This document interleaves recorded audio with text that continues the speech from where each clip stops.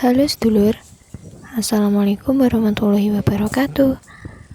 Sekarang kita sedang berada di Desa Banyu Urip, tepatnya di Kecamatan Senori, Kabupaten Tuban, Jawa Timur. Desa ini terletak di bagian selatan Kecamatan Senori. Kebetulan kita di sini sedang berada di rumah saudara kita. Jarak tempuh yang dilalui dari Cepu ke Banyu Urip tidak sampai 1 jam, teman-teman.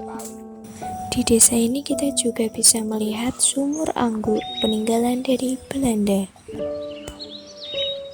Oke sedulur, simak videonya sampai habis ya.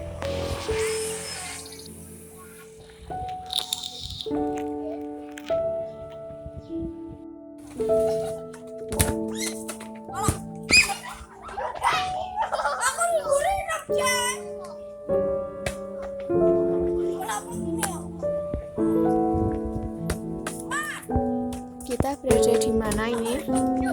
Di Banyu Urip, Kecamatan Senori, Kabupaten Tuban. jauh sekali.